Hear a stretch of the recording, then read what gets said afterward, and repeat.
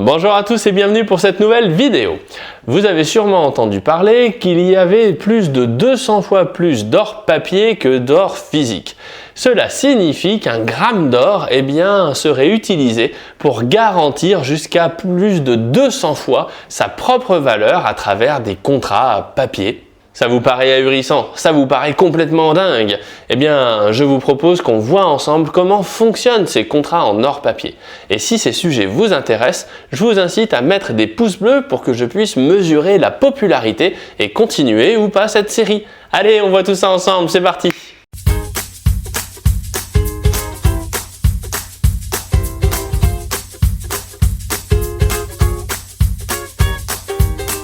Attends une seconde, c'est quoi l'or papier exactement? Quand on parle d'or papier, on fait souvent référence à des contrats qui ont pour objet de répliquer la valeur de l'or. Par exemple, Pierre pense que l'or va monter dans le temps et du coup il souhaite se placer sur l'or. Alors il va voir sa banque et sa banque lui dit « Monsieur Pierre, j'ai une bonne nouvelle pour vous, je peux vous vendre la part d'un ETF qui va répliquer exactement le cours de l'or. » Ça lui permet de ne pas avoir à acheter des pièces, les stocker, trouver quelqu'un pour les racheter, etc. etc. Oula, c'est quoi ça un ETF? Les ETF font partie de la grande famille des trackers. Et un tracker, comme son nom anglais l'indique, c'est un instrument qui va vous permettre de suivre quelque chose. Et le principe est plutôt simple, regardez. Imaginons un fonds d'investissement qui veut créer un ETF pour que ses clients puissent se positionner sur la valeur de l'or. Première étape, ils vont créer une société dont le seul objectif sera d'être découpée en une multitude de petites parts qui vont ensuite être ventilées sur tous les marchés pour tous ceux qui en veulent. On appelle ce type de société des fonds négociés en bourse et en anglais, ça s'appelle des ETF. Deuxième étape, si on veut que la valeur de la société réplique le cours de l'or, rien de plus simple, on va acheter de l'or et on va le mettre à l'actif du bilan de l'entreprise. Comme c'est le seul actif que l'entreprise possède, forcément sa valeur va varier en fonction du prix de l'or qu'elle possède. Ok, donc ce sont des sociétés qui achètent de l'or en fonction du nombre d'actions qu'elles émettent. Donc en gros, le but, j'imagine que c'est de gérer tous les problèmes d'achat, de vente, de stockage pour leurs clients, quoi. C'est plutôt bien comme idée, non? Sur le principe, oui. Mais attends, l'histoire n'est pas finie parce que si on s'arrêtait là, cette histoire d'ETF, ça rapporterait pas grand-chose parce qu'on voit bien qu'il n'y a pas d'effet de levier jusqu'à ce stade. Ah, et c'est là qu'il va y avoir de la créativité financière, c'est ça? Tout à fait. Et le premier problème de ces sociétés, c'est qu'il faut trouver de l'or, acheter de l'or pour le mettre à l'actif du bilan. Et l'or, ça coûte cher. Et c'est rare. Donc des petits malins ont pensé à aller voir des gens qui possèdent déjà de l'or et de leur tenir le propos suivant. Prête-moi ton or pendant 5 ans et pendant 5 ans, moi je te verserai un petit loyer. Donc tout le monde est content. L'ETF a de l'or et le gars qui lui a prêté l'or, soit il a diminué ses coûts de stockage grâce à la perception de ses loyers, soit il a carrément transféré physiquement l'or vers cet ETF et auquel cas il n'a même plus à payer les coûts de stockage ni même à assurer cet or. Ah d'accord, donc dans la dernière vidéo sur l'or, quand les banques centrales déclaraient qu'elles tirent un rendement de leur stock d'or, c'est de ça qu'elles parlent en fait. Alors ça, personne n'en sait rien. Par contre, on peut tout à fait penser que c'est ce type de montage qui se cache derrière ces fameux rendements. Ok, mais attends, notre ETF ne possède rien alors si c'est un emprunt. Comment on fixe la valeur de cette société du coup? Alors ça, c'est pas grave du tout. Regarde, admettons qu'un actionnaire souhaite échanger ses actions, les rendre à l'ETF en contrepartie de son or.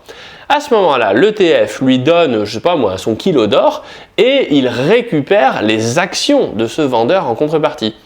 Maintenant qu'il a récupéré ce titre de propriété de l'entreprise, cette action, il va la revendre à un nouvel acheteur et avec l'argent de ce nouvel acheteur, il va pouvoir réemprunter de l'or ailleurs et reconstituer son stock. Donc la valeur de l'entreprise est bien indexée sur l'or.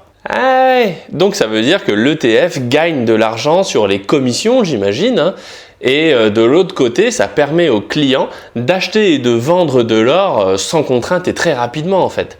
Et du coup, tout ce bazar, ça permet de générer un rendement sur l'or. Parfois la guêpe. Oui, mais là, on n'a toujours pas de levier. Ah oui, donc ça veut dire qu'en fait, là, il nous manque quelque chose pour vraiment gagner de l'argent en masse.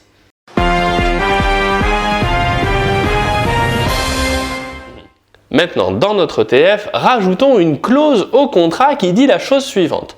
Lorsqu'un actionnaire souhaite récupérer son or, l'ETF aura le choix de lui donner soit la quantité d'or correspondante, soit l'équivalent de cet or à son cours actuel.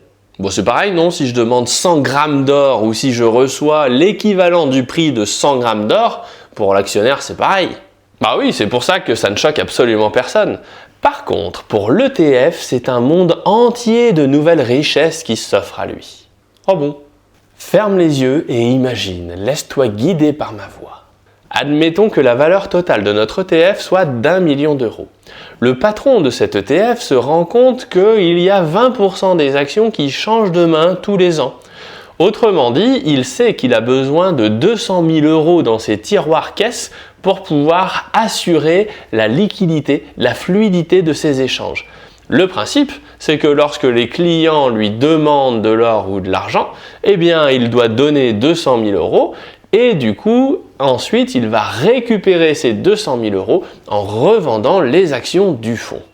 Donc, il se dit également qu'il y a 800 000 euros sous forme d'or dans son ETF qui ne servent à rien, de l'or métallique qui prend la poussière. Ouais, et ça, c'est triste. Donc, pour rendre tout cet or bien plus mobile et productif, notre patron de cet ETF va décider d'émettre 5 fois plus d'actions qu'il ne possède d'or dans ses coffres. Donc, comme il a 1 million d'euros d'or dans ses coffres, il va émettre pour 5 millions d'actions sur les marchés. Et du coup, avec les 20% de turnover annuel, eh ben, le million d'euros sous forme d'or qu'il a dans ses coffres sera constamment mobilisé. Mais la différence pour lui, c'est qu'il va pouvoir percevoir des commissions 5 fois plus importantes, puisqu'avec seulement 1 million d'euros d'or, il va percevoir ses commissions sur un volume d'actions de 5 millions d'euros. T'es pas bête, hein? Attends une minute, ça ressemble à un système fractionnaire. Et ça fait quand même vachement penser au système bancaire, non? Ah bah oui, hein, c'est dans les vieux pots qu'on fait les bonnes soupes. Bah attends, au début de la vidéo, tu parlais d'un levier supérieur à 200, c'est gigantesque. Comment ça peut fonctionner? Si je pousse le raisonnement, ça veut dire qu'il y aurait 200 fois plus de papier or émis que d'or physique détenu. C'est exactement ça. Et il faut comprendre que cet exemple illustre le principe de fonctionnement. Mais en réalité, un même lingot d'or peut être la contrepartie dans plusieurs fonds à la fois. Tant que le système est stable, j'aurais envie de dire que ça ne pose aucun problème. Lorsque j'empile des Legos avec mes filles, par principe, la hauteur de la tour n'a pas vraiment de limite en soi que les contraintes extérieures. Si on vitrifie tout ce qui se passe à côté de notre tour de Lego, elle peut monter vraiment très haut. Mais tous les joueurs qui ont fait des châteaux de cartes savent qu'à un moment, on est tellement haut qu'on se retient même de respirer pour éviter toute secousse qui ferait s'effondrer complètement l'édifice. Et ben là, c'est exactement pareil.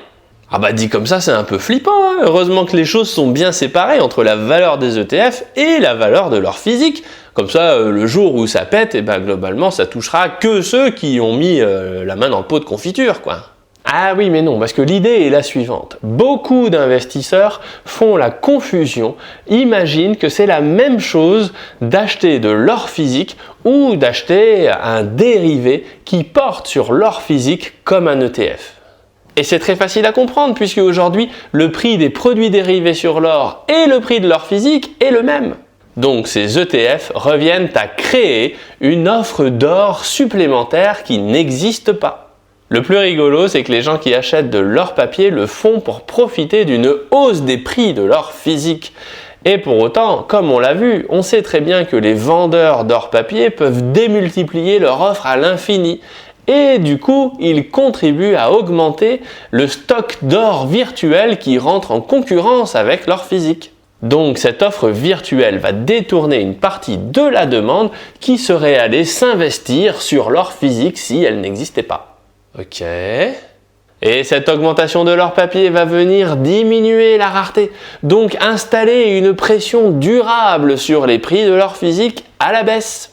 On peut même se dire que cette histoire d'or-papier est un excellent moyen pour quiconque voudrait faire pression à la baisse sur les prix de l'or physique. Enfin bon, moi je dis ça, je dis rien après. Hein. Oh, c'est sioux ça comme mécanisme. Mais le jour où il y a un problème avec ce château de cartes de l'or-papier et qu'une part significative de cet argent va s'investir sur l'or physique, à ce moment-là, ça risque d'être un petit peu compliqué. Compliqué comment exactement ? En une seule phrase, ça risque d'être très agréable pour les gens qui ont de l'or physique, car le prix va exploser.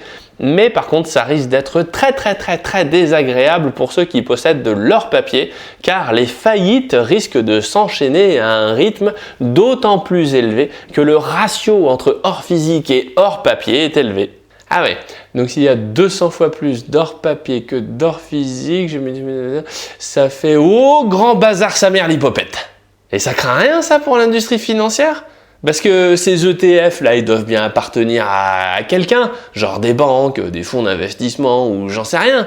Donc si ces ETF coulent, les créanciers de ces ETF, ils vont chercher à se récupérer sur le propriétaire des ETF. Et... Ah oui, là ce sera la surprise. Hein. De nombreux articles posent la question de savoir dans ce cas-là qui possède quoi et qui doit quoi à qui. Et là, c'est l'inconnu. Tu penses bien qu'avec des leviers qui se comptent en multiples de 100, les questions juridiques et les problèmes vont pleuvoir à peu près dans les mêmes ordres de grandeur. Ok, voilà. Donc en gros, si je me résume, si je veux acheter de l'or, j'achète de l'or physique, ça c'est certain. Et puis ensuite, je vais l'enterrer à 6 pas du Grand Chêne au soleil couchant, direction nord-ouest le 28 février, quoi. Attends, c'est pas fini avec la série sur l'or. La prochaine fois, si ça vous intéresse, mettez des pouces bleus et je vous expliquerai comment on peut détenir de l'or physique sans pour autant aller sortir la pelle et la pioche. Le monde est plein de solutions et plein de surprises. Sur ce, je vous dis à très bientôt pour de nouvelles vidéos. Ciao!